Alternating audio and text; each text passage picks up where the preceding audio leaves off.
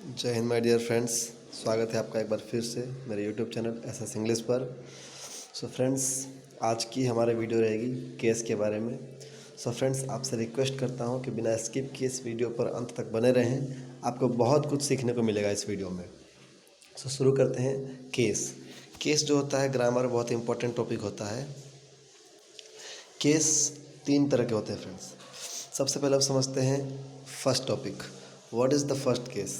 First case is subjective case. आप यहाँ देख सकते हैं फर्स्ट केस है सब्जेक्टिव केस। सब्जेक्टिव केस को हम दूसरे नाम से जानते हैं नॉमिनेटिव केस। सब्जेक्टिव केस को नॉमिनेटिव केस भी कहा जाता है। नॉमिनेटिव केस या सब्जेक्टिव केस एक ही बात है, आप इसको याद रख लीजिएगा। फर्स्ट केस होता है सब्जेक्टिव केस। सब्जेक्टिव केस क्या होता है कि जो सब्जेक्ट की तरह यूज हो, जो सब्जेक्ट की जगह पर यूज हो। आपको मैंने पिछले 2-3 क्लास पहले बताया था सब्जेक्ट और ऑब्जेक्ट के बारे में।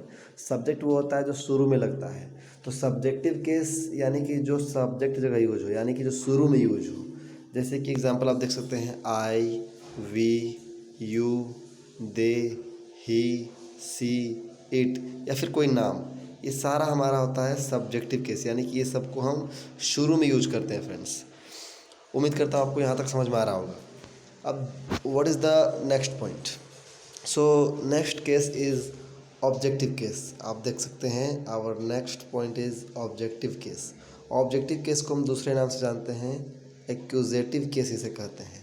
ऑब्जेक्टिव केस को एक्यूजेटिव केस भी कहा जाता है फ्रेंड्स। देख सकते हैं एक्यूजेटिव केस। ऑब्जेक्टिव केस क्या होता है? जो ऑब्जेक्ट की जगह यूज हो।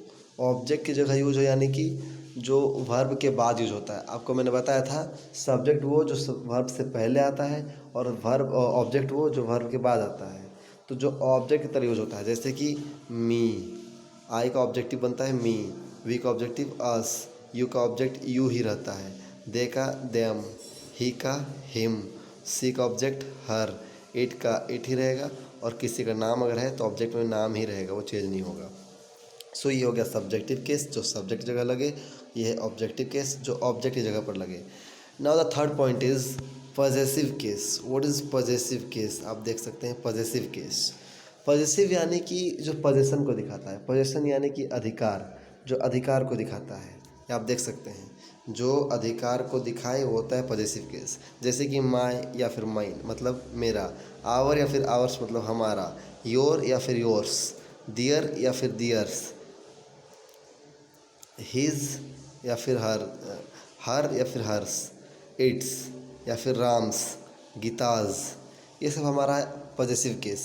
जैसे कि बोलेंगे मेरा पेन तो उसका क्या हो जाएगा माय पेन, हमारा पेन तो हो जाएगा आवर पेन, उसका पेन हो जाएगा हिज पेन। तो मेरा, उसका, हमारा, तुम्हारा, ये सब है पॉजेसिव। ये सब पोजेशन को दिखाता है। फ्रेंड्स, अगले वीडियो में आपको बताऊंगा कि माय और माइन में क्या डिफरेंस होता है, आवर और आवर में क्या डिफरेंस होता है, योर और योर्स में क्या डिफरेंस होता है, दियर और दियर्स में क्या डिफरेंस होता है, हर और हर्स में क्या डिफरेंस होता है। ये सारे पॉइंट्स आपको मैं अगले वीडियो में क्लियर करूँगा फ्रेंड्स। सो अब हम समझते हैं कुछ एग्जाम्पल से कि सब्जेक्टिव केस, ऑब्जेक्टिव केस और पॉजेसिव केस ये तीनों का यूज कहाँ कहाँ होता है वो समझेंगे अब एग्जाम्पल से हम। आप देख सकते हैं मैंने यहाँ पर एग्जाम्पल दे रखा है आई टीच यू। यहाँ आप देख सकते हैं टीच एक वर्ब है, टीच मतलब पढ़ाना, ये एक वर्ब है। तो वर्ब से पहले आई आया हुआ है इसलिए आई है हमारा सब्जेक्टिव केस। अब इस वर्ब के बाद यू आया हुआ है इसलिए यू हमारा हो गया ऑब्जेक्टिव केस। तो यहाँ पर आई को बोलेंगे केस क्योंकि शुरू में लगा है और यू को बोलेंगे ऑब्जेक्टिव केस क्योंकि वर्ब के बाद लगा हुआ है। Now the next point is you teach me. यहाँ भी टीच एक वर्ब है, इसके शुरू में आया यू इसलिए यू यहाँ पर हो गया सब्जेक्टिव केस। आप देख सकते हैं यू यहाँ पर था ऑब्जेक्टिव जबकि यहाँ पर हो गया है सब्जेक्टिव केस, इसलिए यू का सब्जेक्टिव और ऑब्जेक्टिव एक ही फॉर्म होता है। अब देख सकते हैं टीच के बाद आया है मी, तो ये मी हो गया हमारा ऑब्जेक्टिव केस, यानी कि आई का ऑब्जेक्टिव बनता है मी। आई होप आपको पॉइंट क्लियर हो गया होगा। आगे देखिए ही लव्स राधा। लव्स हो गया वर्ब। अब वर्ब से पहले आया हुआ है ही, तो ही को हम कहेंगे सब्जेक्टिव केस क्योंकि ही हमेशा शुरू में यूज होता है। अब लव्स के बाद आ गया राधा, तो राधा जो है किसी का नाम है तो ये वर्ब के बाद आया हुआ है इसलिए इसे हम ऑब्जेक्टिव केस में रखेंगे, किसी का नाम को हम ऑब्जेक्टिव केस में रखेंगे। अब यहाँ आप देख सकते हैं मोहन एब्यूज्ड राज एंड सोहन। मोहन एब्यूज्ड एक वर्ब है और इस वर्ब के पहले आया हुआ है मोहन, तो यहाँ मोहन किसी का नाम है लेकिन ये वर्ब के पहले आया है, इसलिए इसे हम सब्जेक्टिव केस कहेंगे। आप यहाँ देख सकते थे वर्ब के बाद राधा, एक किसी का नाम अगर वर्ब के बाद आया है तो उसे हम ऑब्जेक्ट कहेंगे, और अगर किसी का नाम वर्ब से पहले आया है तो इसे हम सब्जेक्ट कहेंगे। यानी कि नाम जो है सब्जेक्ट भी हो सकता है और ऑब्जेक्ट भी हो सकता है। आगे आप देख सकते हैं Mohan abused Raj and Sohan, तो अब्यूज्ड एक वर्ब है और इस वर्ब के बाद राज एंड सोहन आया है। ये राज एंड सोहन दो लड़कों का नाम है, लेकिन ये वर्ब के बाद आया है, इसलिए हम ऑब्जेक्टिव केस में रखेंगे इसे हम। अब यहाँ आप देख सकते हैं यहाँ फिर अब्यूज्ड एक वर्ब है। आप देख सकते हैं अब्यूज्ड के पहले दे, अगर किसी का नाम अगर दो या दो से अधिक नाम एक साथ मिल जाए तो वो दे बन जाता है। आप यहाँ देख सकते हैं वो दे बन जाता है।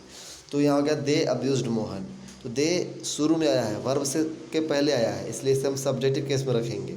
और अब्यूज्ड के बाद मोहन आया है तो मोहन को हम ऑब्जेक्टिव केस में रखेंगे। आप यहाँ देख सकते हैं मोहन हमारा सब्जेक्टिव केस में था क्योंकि वर्ब से पहले था, और यहाँ पर मोहन हमारा ऑब्जेक्टिव केस में है क्योंकि वर्ब के बाद है। सो फ्रेंड्स, आप सब्जेक्टिव और ऑब्जेक्टिव का डाउट आपको क्लियर हो गया होगा।